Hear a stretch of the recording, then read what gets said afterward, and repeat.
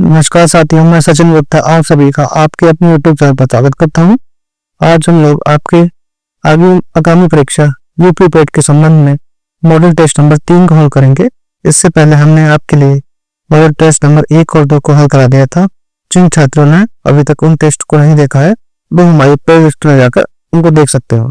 आज हम लोग मॉडल टेस्ट नंबर 3 को देखेंगे। इसका पहला पार्ट आज हम लोग कंप्लीट करेंगे, तब पार्ट 2 आपको बाद में प्रोवाइड करा दिया जाएगा। चलिए शुरुआत करते हैं और आप सभी से निवेदन है कि हमारे चैनल को अधिक से अधिक सब्सक्राइब करिए, वीडियो को लाइक व शेयर करिए, जिससे हमें आगे काम करने के लिए प्रेरणा मिल सके।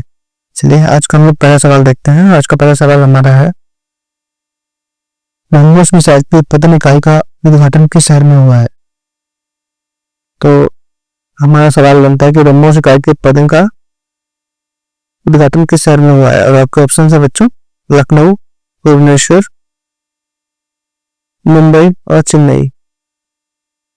तो बच्चों सही उत्तर जाएगा हमारा क्या हो जाएगा? लखनऊ। क्या हो जाएगा बच्चों? लखनऊ। लखनऊ में इसका उद्घाटन किया गया है। ठीक है बच्चों, अभी हाल में ही जो भारत ने आपके साथ सिंदूर किया था बच्चों, उसमें भी ब्रह्मोस मिसाइल की बहुत बड़ी भूमिका रही थी। क्लियर है?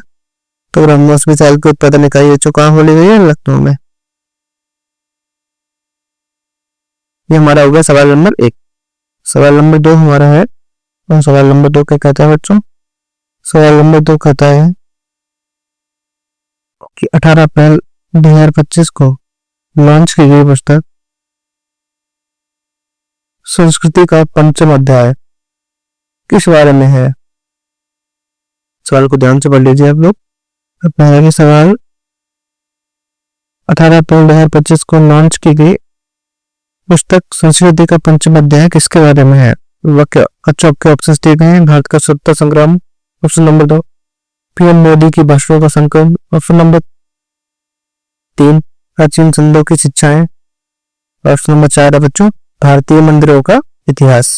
तो सही उत्तर हो जाएगा हमारा इसमें बच्चों क्या हो जाएगा? Option number B. क्या हो जाएगा? Option number B. ठीक है बच्चों, क्लियर है? पीएम मोदी के भाषणों का संकलन, पीएम मोदी के भाषणों का संकलन। क्लियर हो गया? चलिए आगे बढ़ते हैं हम लोग और देखते हैं सवाल number 3।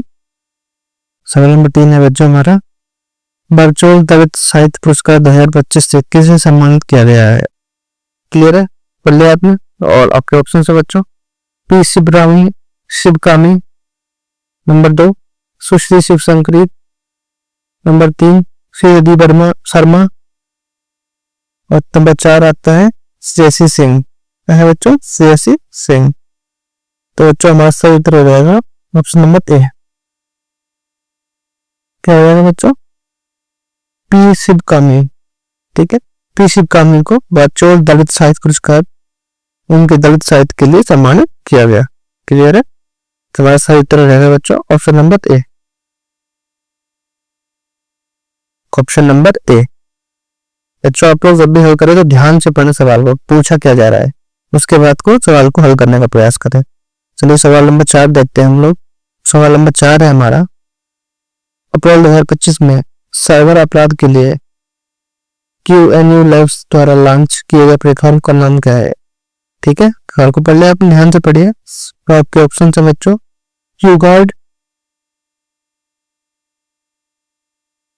QShield, quantum safe, QLock। तो बच्चों सही उत्तर हो जाएगा हमारा क्या? QShield। क्या रहेगा बच्चों? QShield, यानी ऑप्शन नंबर बी।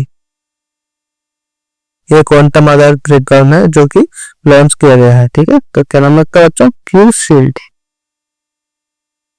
क्लियर है? चलिए सवाल नंबर 5 देखते हैं हम लोग। सवाल नंबर 5 है हमारा, खेलो इंडिया गेम 2025, खेलो इंडिया गेम पैरा गेम्स, खेलो इंडिया पैरा गेम 2025 के शुभांकर का नाम क्या है? तो बच्चों पूछा गया है खेलो इंडिया गेम पैरा गेम 2025 के शुभांकर का नाम क्या है? अब बच्चों ऑप्शन तो यहाँ पे शक्ति, प्रेरणा, उज्ज्वला और दिव्यता। तो सही उत्तर हो जाएगा बच्चों हमारा ऑप्शन नंबर सी। क्या हो जाएगा बच्चों? ऑप्शन नंबर सी यानी उज्ज्वला। उज्ज्वला खेलो इंडिया पैरा गेम 2025 का शुभंकर है। ठीक है बच्चों, 2025 का है। क्लियर है? हमने अभी तक 5 सवाल लगा लिए बच्चों। चलिए अगला सवाल देखते हैं हम लोग। अगला सवाल क्या है बच्चों? अगला सवाल है हमारा 15 मार्च 2025 को किस थीम के साथ उपभोक्ता अधिकार दिवस मनाया गया है? उपभोक्ता अधिकार दिवस की थीम क्या है बच्चों? एक पूछा गया है। वो मनाया कब जाता है बच्चों? 15 मार्च को यह दिवस मनाया जाता है। बच्चों हमारे ऑप्शन है उपभोक्ता संरक्षण, ऑप्शन नंबर 2 डिजिटल उपभोक्ता अधिकार, ऑप्शन नंबर सी उपभोक्ता सशक्तिकरण, ऑप्शन नंबर डी स्थायी जीवन शैली के लिए उचित परिवर्तन। तो बच्चों हमारा सही उत्तर हो जाएगा सवाल नंबर 6 का डी ऑप्शन। क्या हो जाएगा बच्चों? D option. तो इसका सही उत्तर हो जाएगा बच्चों हमारा स्थायी जीवन शैली के लिए उचित परिवर्तन। स्थायी जीवन शैली के लिए उचित परिवर्तन, ये ऑप्शन हो जाएगा हमारा ऑप्शन नंबर डी। क्लियर है? ये सवाल नंबर हम लोग 7 देखते हैं। और सवाल नंबर 7 है हमारा कि पांचवा बहुपक्षीय नौसेना अभ्यास, कौन सा बच्चों अभ्यास? कोमोडो या नाम कोमोडो का आयोजन कहाँ किया गया? तो सही उत्तर रहेगा इंडोनेशिया। बच्चों इंडोनेशिया। जबकि ऑप्शन और भी देख लेते हैं हम लोग, मालदीव, मलेशिया, फिलीपींस। सही उत्तर है बच्चों इंडोनेशिया, जो मैंने आपको पहले ही बता दिया था। तो शॉर्ट नंबर सवाल का आंसर है आंसर नंबर ए। इसे विभिन्न देशों की नेवी कई देशों की नेवी इसमें भाग लेते हैं और ये बच्चों कहाँ होता है? इंडोनेशिया में। क्लियर है? 7 नंबर सवाल हो गया इंडोनेशिया। सवाल नंबर 8 किस देश की महिला खिलाड़ी बेथी मनी को जनवरी 2025 के लिए ICC player of the month का सम्मान मिला? क्लियर है? पकड़ लिया आपने सवाल को। बेथी मनी किस देश की खिलाड़ी है जिनको आईसीसी के द्वारा जनवरी में ICC player of the month का सम्मान दिया गया? तो आपके ऑप्शन थे बच्चों England, number 2 Pakistan, number 3 Ireland और नंबर 4 ऑस्ट्रेलिया। तो बच्चों बेथी मनी ऑस्ट्रेलिया की खिलाड़ी है। कहाँ की खिलाड़ी है बच्चों? ऑस्ट्रेलिया की। और उनको जनवरी 2025 में ICC player of the month से सम्मानित किया गया। क्लियर है? चलिए आगे बढ़ते हैं हम लोग और सवाल नंबर 9 देखते हैं हम लोग। सवाल नंबर 9 क्या है बच्चों? पहला अंतरराष्ट्रीय ई स्पोर्ट्स खेल 2027 किस देश में आयोजित होगा? सवाल पढ़ लिया आपने, ध्यान से पढ़िए। पहला ओलंपिक ई स्पोर्ट्स खेल 2027 में पहला ओलंपिक ई स्पोर्ट्स खेल 2027 में किस देश में आयोजित होगा? आपके ऑप्शन है बच्चों Britain, number 2 Bharat, number 3 Israel, number 4 सऊदी अरब। तो बच्चों सही उत्तर हो जाएगा ऑप्शन नंबर डी। हो जाएगा ऑप्शन नंबर डी यानी सऊदी अरब। सऊदी अरब में आयोजित किए जाएंगे बच्चों पहला ओलंपिक ई स्पोर्ट्स खेल 2027 में। डेट भी आपके लिए 2027। अगर पूछता कि कब आयोजित होगा तो बच्चों 2027 में आयोजित किया जाएगा। और कहाँ होगा? सऊदी अरब में। चलिए सवाल नंबर 10 को देखते हैं हम लोग। और सवाल नंबर 10 है हमारा किस राज्य की विधानसभा अनुवादक सुविधा से लैस होने वाली पहली विधानसभा हो गई है? आपके ऑप्शन है बच्चों option number A Uttar Pradesh, option number B Madhya Pradesh, option number C Jharkhand, option number D Bihar. तो बच्चों सही उत्तर हो जाएगा हमारा ऑप्शन नंबर बी यानी उत्तर प्रदेश की जो विधानसभा है बच्चों उसमें अनुवादक की सुविधा उपलब्ध करा दी गई है। अगर कोई अलग भाषा में बोलता है तो उसका अनुवाद करके विधानसभा में बता दिया जाता है। ठीक है बच्चों, तो उत्तर प्रदेश की विधानसभा अनुवादक सुविधा से लैस होने वाली पहली विधानसभा बन रही है। ठीक है, चलिए अगला सवाल देखते हैं हम लोग। सवाल नंबर 11 10 हो गया था हमारा। सवाल नंबर 11 है कि हमारा मुझ पर किया गया लाठी का एक एक प्रहार ब्रिटिश साम्राज्य के कफन में कील बनकर रहेगा। ऐसा किसने कहा था? तो बच्चों एक स्टेटमेंट है और ये किसके बारे में कहा गया है ये हमको बताना है कि मुझ पर किया गया लाठी का एक एक प्रहार ब्रिटिश साम्राज्य के कफन में कील बनकर रहेगा। ये किसका नारा है, मतलब किसका स्टेटमेंट है? तो बच्चों ये है हमारा लाला लाजपत राय का, लाला लाजपत राय का। क्योंकि 1927 में जो बच्चों सैंडर्स कमीशन, साइमन कमीशन बना था, उसका विरोध कर रहे थे लाला लाजपत राय। इसी क्रम में उन पर लाठी बरसा दी गई बच्चों और उनकी मृत्यु हो गई थी।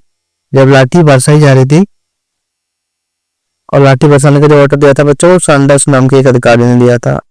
इसी क्रम में उन्होंने इस स्टेटमेंट का यूज किया था कि मुझ पर किया गया लाठी का एक ही प्रहार ब्रिटिश साम्राज्य के कफन में कील बनकर रहेगा, ऐसा उन्होंने कहा था। क्लियर है? चलिए सवाल नंबर 12 देखते हैं हम लोग। सवाल नंबर 12 हमारा है कि सात सदस्यीय साइमन कमीशन में कितने भारतीय सदस्य थे? कितने थे बच्चों? ऑप्शन नंबर एक, दो, तीन और कोई भी नहीं, यानी एक भी सदस्य भारतीय नहीं था। तो बच्चों सही उत्तर हो जाएगा हमारा ऑप्शन नंबर डी। क्या हो जाएगा? ऑप्शन नंबर डी, एक भी सदस्य भारतीय नहीं था। एक भी सदस्य भारतीय ना होना ही इस कमीशन के विरोध का मुख्य कारण बना था। जो इसका विरोध कर रहे थे सब लोग, क्योंकि सभी अंग्रेज सदस्य थे और अंग्रेज थे और कोई भी भारतीय नहीं था, और इसी का इन लोगों के द्वारा विरोध किया जा रहा था। इसमें लाला लाजपत राय भी शामिल थे और इसी क्रम में इन पर लाठी बरसाई जाती है। क्लियर हो गया आपको ये सवाल? ये दोनों लगभग एक ही से जुड़े हुए सवाल है। ठीक है, तो ये आया था साइमन कमीशन 1927 में बना था, जब भारत आया था 1928 में, और इसमें टोटल 7 सदस्य थे और 7 के 7 अंग्रेज थे, जो कोई भी भारतीय सदस्य शामिल नहीं था। चलिए आगे बढ़ते हैं हम लोग। सवाल नंबर 13 देखते हैं। सवाल नंबर 13 है हमारा, लीग यानी मुस्लिम लीग द्वारा मुक्ति दिवस कब मनाया गया था? क्या है बच्चों? मुक्ति दिवस मुस्लिम लीग द्वारा कब मनाया गया था? तो बच्चों इसका सही उत्तर ऑप्शन देख लेते हैं पहले हम लोग। ऑप्शन है 21 नवंबर 1939, 22 नवंबर 1939, 22 दिसंबर 1939 और 22 जनवरी 1940। देखिए आपने ऑप्शन, और सवाल नंबर 13 का सही उत्तर हो जाएगा बच्चों ऑप्शन नंबर सी। क्या हो जाएगा? ऑप्शन नंबर सी, 22 दिसंबर 1939। ऐसा इसलिए था बच्चों, तब इंडियन नेशनल कांग्रेस की जो राज्य प्रांत में सरकार थी, प्रांत में जो गवर्नमेंट थी, उन्होंने इस्तीफा दे दिया था। कारण था कि ब्रिटिश सरकार ने भारत को सेकेंड ब्रॉड बार में शामिल कर दिया था। इसी का विरोध करने के क्रम में कांग्रेस पे सरकार ने इस्तीफा दे दिया और इस्तीफा देने के दिन को मुस्लिम लीग के द्वारा मुक्ति दिवस के रूप में मनाया गया था, और ये था डेट था बच्चों 22 दिसंबर 1939। क्लियर हो गया? चलिए आगे बढ़ते हैं हम। सवाल नंबर 14 देखते हैं हमारा। सवाल नंबर 14 है हमारा, क्या है बच्चों? सवाल नंबर 14, ये ब्रिटिश इंडिया सोसाइटी की स्थापना किसके द्वारा की गई? ब्रिटिश इंडिया सोसाइटी की स्थापना किसके द्वारा की गई? आपके ऑप्शन है बच्चों A O Hume, number 2 Surendranath Banerjee, number 3 William Adam, number 4 Firoz Shah Mehta. तो बच्चों सही उत्तर हो जाएगा हमारा विलियम एडम। क्या हो जाएगा बच्चों? William Adam, option number C, William Adam. इनके द्वारा 1939 का बच्चों 1839 में ब्रिटिश इंडिया सोसाइटी का स्थापना की गई, जिसके माध्यम से ये लोग भारत में ब्रिटिश इंडिया के कार्यों के बारे में बताना चाह रहे थे। तो 1839 में विलियम एडम के द्वारा ब्रिटिश इंडिया सोसाइटी की स्थापना की गई। क्लियर है? तो 14 नंबर सवाल हो गया हमारा। सवाल नंबर 15 देखते हैं हम लोग। महात्मा गांधी ने किस एकमात्र कांग्रेस अधिवेशन की अध्यक्षता की? तो बच्चों कांग्रेस के केवल एक अधिवेशन था जिसमें महात्मा गांधी ने अध्यक्षता की थी, और ऑप्शन था आपके बेलगांव अधिवेशन 1924, कलकत्ता अधिवेशन 1920, लाहौर अधिवेशन 1929 और कराची अधिवेशन 1931। तो बच्चों महात्मा गांधी ने 1924 के बेलगांव अधिवेशन 1924 का बेलगांव अधिवेशन 1924 का बेलगांव अधिवेशन की अध्यक्षता महात्मा गांधी के द्वारा की गई थी। किसके द्वारा की गई थी बच्चों? महात्मा गांधी के द्वारा बेलगांव अधिवेशन 1924 की अध्यक्षता की गई थी और 1934 में कांग्रेस से इस्तीफा दे दिया था महात्मा गांधी ने। क्लियर है? लाहौर अधिवेशन की अध्यक्षता बच्चों जवाहरलाल नेहरू ने की थी और कराची अधिवेशन की अध्यक्षता बच्चों वल्लभ भाई पटेल ने। क्लियर हो गया? तो इसका हमारा ऑप्शन नंबर ए, ऑप्शन नंबर ए हो जाएगा बच्चों। महात्मा गांधी ने एकमात्र कांग्रेस अधिवेशन की अध्यक्षता की थी, वो तो बेलगांव अधिवेशन 1924। 1924 के बाद सवाल नंबर 16 है हमारा। शिकागो धर्म संसद, शिकागो विश्व धर्म संसद यानी यूएसए में जो विचार यूएसए के शिकागो शहर में विश्व धर्म संसद में स्वामी विवेकानंद ने कब भाग लिया था और यहीं पर उन्होंने अपना विश्व प्रसिद्ध भाषण दिया था अमेरिका के भाई और बहनों से बात करते हुए। तो वो पूछा जा रहा है कि कब दिया गया था और आपके ऑप्शन है बच्चों 1891, 1897, 1895, 1893। क्लियर हो गया? तो बच्चों हमारा सही उत्तर हो जाएगा 1800, ऑप्शन नंबर डी 1893। क्या हो जाएगा बच्चों? Option number D 1893। 1893 में स्वामी विवेकानंद के द्वारा शिकागो विश्व धर्म संसद में भाग लिया गया था, संसद में भाग लिया गया था, जहां उन्होंने इसी भाषण के माध्यम से अंतरराष्ट्रीय पहचान मिली और उन्होंने भारत के वेदांत दर्शन की श्रेष्ठता को स्थापित किया। ठीक है, उन्होंने पूर्व और पश्चिम दोनों को मिलन की बात की, पूर्व और पश्चिम के, ईस्ट और वेस्ट के अच्छी तत्वों को मिलाकर समाज को आगे बढ़ने के लिए बात की। उन्होंने भारतीय वेदांत को यहाँ पर श्रेष्ठता स्थापित की। ठीक है बच्चों, तो सवाल नंबर 16 हो गया हमारा। 1893 में शिकागो विश्व धर्म संसद में स्वामी विवेकानंद ने विश्व प्रसिद्ध भाषण को दिया था और इसी समय उन्होंने भाग लिया था। चलिए आज हम लोग सवाल नंबर 17 पढ़ते हैं। सवाल नंबर 17 है हमारा, आजादी के समय भारतीय राष्ट्रीय कांग्रेस का अध्यक्ष कौन थे? हमें आजादी बच्चों को मिली 15 अगस्त 1947 को। उस समय कांग्रेस के अध्यक्ष कौन थे? तो बच्चों हम लोग देखते हैं। हमारे ऑप्शन है जवाहरलाल नेहरू, महात्मा गांधी, जेपी कृपलानी, मौलाना अबुल कलाम आजाद। तो बच्चों हमारा सही उत्तर रहेगा ऑप्शन नंबर सी। क्या रहेगा बच्चों? Option number C, JP Kripalani Bharat के आजादी के समय भारतीय राष्ट्रीय कांग्रेस के अध्यक्ष थे। क्लियर है बच्चों?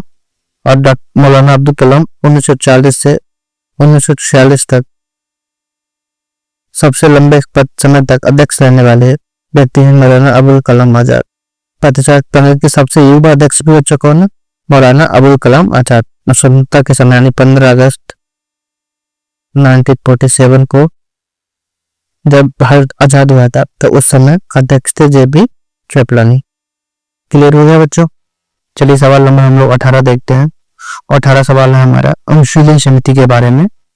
अनुशीलन समिति नामक क्रांतिकारी संगठन की स्थापना किसने की? ठीक है बच्चों, अनुशीलन समिति नामक क्रांतिकारी संगठन ये बच्चों कहाँ कार्यरत था? बंगाल में। और उसकी स्थापना किसने की? ये ऑप्शन है बच्चों आपके खुदीराम बोस, प्रमथनाथ मित्रा, नंबर सी जितेंद्र नाथ बनर्जी, नंबर डी अरविंद घोष। बच्चों सही तो हो जाएगा हमारा ऑप्शन नंबर बी। हो जाएगा बच्चों ऑप्शन नंबर बी। क्या हो जाएगा बच्चों? Option number B. प्रमथनाथ मित्रा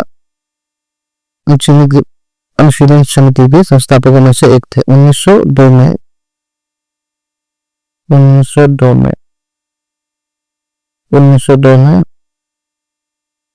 प्रमथनाथ मिश्रा, इसके साथ साथ ये पहले अध्यक्ष थे बच्चों कौन? ये वाले। इसके साथ साथ इसमें शामिल कौन थे बच्चों? जितेंद्र नाथ बनर्जी और बरेंद्र नाथ घोष।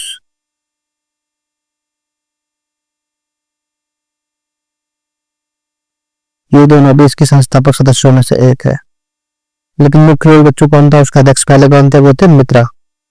ठीक है, चलिए आगे बढ़ते हैं हम लोग सवाल नंबर 19 की तरफ। सवाल नंबर 19 हमारा है कि भारत में रैयतवाड़ी व्यवस्था, रैयतवाड़ी प्रणाली सर्वप्रथम कहाँ लागू की गई?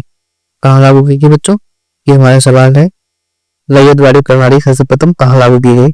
आपके ऑप्शन है बच्चों Bengal, number 2 Bombay, number 3 Madras, number 4 Punjab.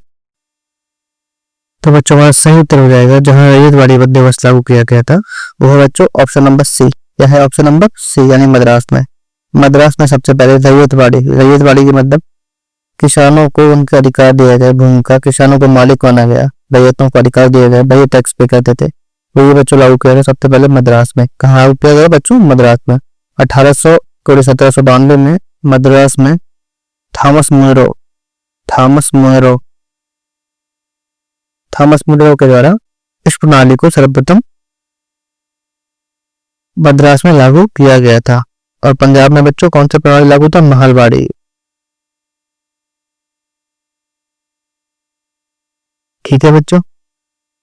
और बॉम्बे में भी बच्चों रैयतवाड़ी ही लागू थी, लेकिन सबसे मद्रास के बाद में बॉम्बे में लागू किया गया था। तो सबसे पहले का लागू था मद्रास में, जबकि बंगाल में बच्चों स्थायी बंदोबस्त प्रणाली लागू की गई थी। कौन सी बच्चों? स्थायी बंदोबस्त।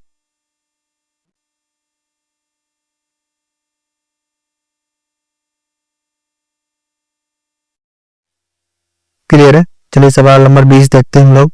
सवाल नंबर 20 है हमारा, अकबर ने दीन इलाही धर्म की स्थापना किस वर्ष की? ठीक है बच्चों, सवाल नंबर 20 है हमारा, अकबर ने दीन इलाही धर्म की स्थापना किस वर्ष की? आपके ऑप्शन है बच्चों 1575, 1582, 1585 और 1605। तो बच्चों सही उत्तर हो जाएगा हमारा 1585 ऑप्शन नंबर, ऑप्शन 1582 हो जाएगा बच्चों ऑप्शन नंबर बी। 1582 में अकबर के द्वारा दीन इलाही की स्थापना की गई। इसका उद्देश्य क्या था बच्चों? इसका उद्देश्य सभी धर्मों के मूल सिद्धांतों को मिलाकर एक सार्वभौमिक धर्म बनाना। क्या बनाना बच्चों? सार्वभौमिक धर्म बनाना। उसने सभी धर्म के जो धर्मगुरु थे उनको बुलाया जाता था और वो एक दूसरे के क्या कहते थे बच्चों? वार्तालाप, भाषण, बातचीत करते थे। और ऐसा काम दीन इलाही के नाम से 1582 में अकबर के द्वारा शुरू किया गया। क्लियर है बच्चों? चलिए आगे बढ़ते हैं हम लोग। 1605 में बच्चों अकबर की डेथ हो गई थी। क्या हो गई थी? मृत्यु हो गई थी 1605 में। ठीक है, चलिए आगे बढ़ते हैं हम लोग। और 1575 में बच्चों उसने अकबर ने इबादत खाना, इबादत खाना फतेहपुर सीकरी में इबादत खाना बनाया था 1575 में। ओके, चलिए सवाल नंबर 21 देखते हैं हम लोग। सवाल नंबर 21 है हमारा, भारत की औद्योगिक विकास में लाइसेंस राज की शुरुआत। लाइसेंस राज मतलब कोई भी अगर काम आपको करना है, फैक्ट्री खोलनी है, कोई स्पेसिफिक काम जो अधिनियम में वर्णित किया गया है, उसको करने से पहले आपको लाइसेंस देना होता था।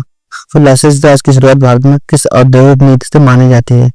और आपके ऑप्शन से बच्चों 1948 की नीति, 1956 की नीति, ऑप्शन नंबर सी 1977 की नीति और ऑप्शन नंबर डी 1991 की नीति। तो बच्चों हमारा सही उत्तर हो जाएगा 1956 की नीति। परंतु हो जाएगा 1956 की नीति के तहत भारत में लाइसेंस राज की शुरुआत होती है। इसके तहत लाइसेंस राज की तहत इसके तहत सार्वजनिक क्षेत्रों को प्राथमिकता दी गई और लाइसेंस देने के लिए लाइसेंस राज की शुरुआत है 1956 से दिखाई पड़ती है। ठीक है बच्चों, और 1991 में हमें लाइसेंस राज समाप्त कर दिया गया, जिसको हम लोग कहते हैं एलपीजी सुधार। क्या कहते हैं बच्चों? एलपीजी सुधार। इसमें इसके तहत भारत में लाइसेंस राज को समाप्त कर दिया गया और एलपीजी सुधारों को बढ़ावा मिला। ठीक है बच्चों, तो सवाल नंबर 22 देखते हैं हम लोग। सवाल नंबर 22 है हमारा, राष्ट्रीय डेयरी विकास बोर्ड। राष्ट्रीय डेयरी विकास बोर्ड का मुख्यालय कहाँ पर है? ठीक है बच्चों, अब ऑप्शन है आपके नई दिल्ली, बेंगलुरु, मुंबई और आनंद गुजरात। तो बच्चों सही उत्तर हो जाएगा हमारा राष्ट्रीय डेयरी विकास बोर्ड का क्या हो जाएगा बच्चों? आनंद गुजरात में। कहा है बच्चों? आनंद गुजरात में हमारा राष्ट्रीय डेयरी विकास बोर्ड का मुख्यालय है बच्चों, आनंद के गुजरात में। क्लियर हो गया? याद कर लेना डायरेक्ट, आपको इसका कोई समझाने के लिए नहीं होता, ये चीजें डायरेक्ट होती, फैक्ट है, फैक्ट को याद किया जाता है। ठीक है बच्चों? ओके, सवाल नंबर हमारा 23 है, दिवाला और दिवालियापन संहिता, इंसॉल्वेंसी एंड बैंक्रप्सी कोड यानी आईबीसी आईबीसी किस वर्ष लागू की गई? तो कह रहा है कि आईबीसी को किस वर्ष लागू किया गया। तो आपके ऑप्शन है बच्चों 2015, 2016, 2017 और 2018। क्लियर है? तो आपके ऑप्शन हो जाएंगे बच्चों ऑप्शन नंबर बी 2016। 2016 में बच्चों आईबीसी संहिता को लागू किया गया। और लागू किया गया 2016 में। इसका उद्देश्य क्या था बच्चों? इसका उद्देश्य था दिवालियापन की प्रक्रिया को संहिताबद्ध और सुव्यवस्थित बनाना, यानी जो हमारा बैंकों का एनपीए बढ़ता जा रहा था लगातार कंपनी के द्वारा, उस एनपीए को कम करने के लिए बच्चों आईबीसी संहिता को 2016 में अपनाया गया। ठीक है बच्चों, चलिए सवाल नंबर 24 देखते हैं हम लोग। सवाल नंबर 24 है हमारा, कृषि लागत और मूल्य आयोग यानी सीएसीपी, कृषि लागत और मूल्य आयोग क्या निर्धारित करता है? तो पूछा गया है कि सीएसीपी का मुख्य कार्य क्या है। और आपके ऑप्शन है बच्चों किसानों की ऋणों की दरें, किसानों पर कर की दरें, नंबर सी कृषि उत्पादों का निर्यात मूल्य, नंबर 4 न्यूनतम समर्थन मूल्य यानी एमएसपी। तो बच्चों हमारा जो सीएसीपी होता है उसके द्वारा एमएसपी का निर्धारण किया जाता है। किसके द्वारा बच्चों? एमएसपी का निर्धारण सीएसीपी के द्वारा किया जाता है, एमएसपी का निर्धारण। क्लियर है? किंतु एमएसपी को जो लागू किया जाता है वो बच्चों आर्थिक मामलों की कमेटी इसको लागू करती है, आर्थिक मामलों की कमेटी। किंतु इसकी सिफारिश की जाती है बच्चों, वो किसके द्वारा की जाती है बच्चों? सीएसीपी के द्वारा की जाती है। एमएसपी की कौन सी फसल पे कितना एमएसपी मिलना चाहिए, ये बात सीएसीपी के द्वारा आर्थिक मामलों की कमेटी के द्वारा के समक्ष प्रस्तुत किया जाता है। ओके, सवाल नंबर हम लोग 25 देखते हैं। और सवाल नंबर 25 है हमारा, सवाल नंबर 25 क्या है बच्चों कि समिति ने सार्वजनिक क्षेत्र के उद्यमों में सुधारों का सुझाव दिया था, यानी पीएसयू में सुधार के लिए किस समिति के द्वारा सुझाव दिया गया था। और आपके ऑप्शन है बच्चों नरसिम्हन समिति, नंबर 2 मालेगांव समिति, नंबर 3 केलकर समिति, नंबर 4 रंगराजन समिति। तो बच्चों सही उत्तर जाएगा हमारा ऑप्शन नंबर सवाल नंबर 25 का सवाल नंबर डी। क्या रहेगा बच्चों? सवाल नंबर डी 25 का सवाल नंबर डी हो जाएगा हमारा कि रंगराजन समिति। क्या हो जाएगा बच्चों? रंगराजन समिति। रंगराजन समिति के द्वारा भारत में पीएसयू में सुधार के लिए उनकी दक्षता बढ़ाने, विनिवेश बढ़ाने, सुधारों को बढ़ाने के लिए कई सुझाव दिए थे बच्चों किसने? रंगराजन समिति के द्वारा। ओके, चलिए सवाल नंबर हम लोग 26 देखते हैं। सवाल नंबर 26 है हमारा जिब्राल्टर जल संधि, जिब्राल्टर स्टेट किन दो भूभागों को अलग करती है? तो आपके ऑप्शन है बच्चों ऑस्ट्रेलिया और मलेशिया, ऑस्ट्रेलिया और एशिया, नंबर 2 उत्तरी अमेरिका और दक्षिण अमेरिका, नंबर 3 एशिया और उत्तरी अमेरिका, नंबर 4 यूरोप और अफ्रीका। तो बच्चों सही उत्तर हो जाएगा हमारा क्या हो जाएगा बच्चों? यूरोप और अफ्रीका। यूरोप और अफ्रीका को अलग कर दिए कौन से बच्चों? जिब्राल्टर जल संधि यानी ऑप्शन नंबर डी। यानी साथ ही साथ ये बच्चों भूमध्य सागर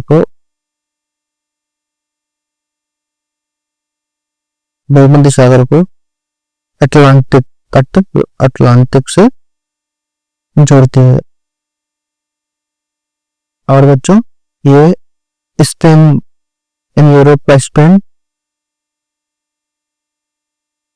और अफ्रीका का मोरक्को, ये दोनों देश हैं जो यूरोप और एशिया को जिब्राल्टर जल संधि के माध्यम से अलग करते हैं। ठीक है बच्चों, चलिए सवाल नंबर हम लोग 27 देखते हैं कि भारत में केंद्रीय जल आयोग की स्थापना किस वर्ष हुई थी? भारत में केंद्रीय जल आयोग की स्थापना किस वर्ष हुई थी? आपके ऑप्शन है बच्चों 1948, नंबर 2 1950, नंबर 3 1945, नंबर 4 1956। तो सही उत्तर रहेगा हमारा 1927 का सी हो जाएगा बच्चों, सी 1945 हो जाएगा बच्चों 1945। 1945 में बच्चों केंद्रीय जल आयोग की स्थापना की गई थी। भारत सरकार का प्रमुख तकनीकी संगठन है जो जल संसाधन प्रबंधन के क्षेत्र में काम करता है। कौन बच्चा काम करता है? केंद्रीय जल आयोग। केंद्रीय जल आयोग की स्थापना बच्चों 1945 में की गई थी। सवाल नंबर 27 हमारा कंप्लीट होता है यहाँ पे और हम लोग देखते हैं। तो बच्चों हम लोग 27 सवाल तक हल कर चुके थे और सवाल नंबर 28 देखते हैं हम लोग। सवाल नंबर 28 हमारा माउंट किलिमंजारो किस पर्वत श्रृंखला का भाग है? तो बच्चों ये आपके ऑप्शन है रॉकी पर्वत, एटलस पर्वत, एंडीज पर्वत, इनमें से कोई नहीं। तो बच्चों सही उत्तर रहेगा हमारा इनमें से कोई नहीं, क्योंकि जो किलिमंजारो है बच्चों, ये अफ्रीका में तंजानिया में पाया जाता है। ये किसी पर्वत श्रृंखला का भाग नहीं है। अरे बच्चों सप्त ज्वालामुखी है, सप्त ज्वालामुखी पर्वत है। क्लियर है। सवाल नंबर 28 हो गया हमारा, ऑप्शन नंबर डी इनमें से कोई नहीं। सवाल नंबर 29 है हमारा, अगर लंदन में दोपहर के 12 बजे हैं तो भारत में इस समय कितना होगा? ओके, ऑप्शन है बच्चों 4:30, शाम के 5:30, शाम के 6, शाम के 7:30। तो बच्चों सही तो हो जाएगा हमारा ऑप्शन नंबर बी। क्या हो जाएगा बच्चों? ऑप्शन नंबर बी, क्योंकि इंडियन स्टैंडर्ड टाइम यानी IST ग्रीनविच टाइम यानी GMT से 5.5 घंटा आगे है, क्योंकि भारत पूरब में स्थित है। क्लियर है।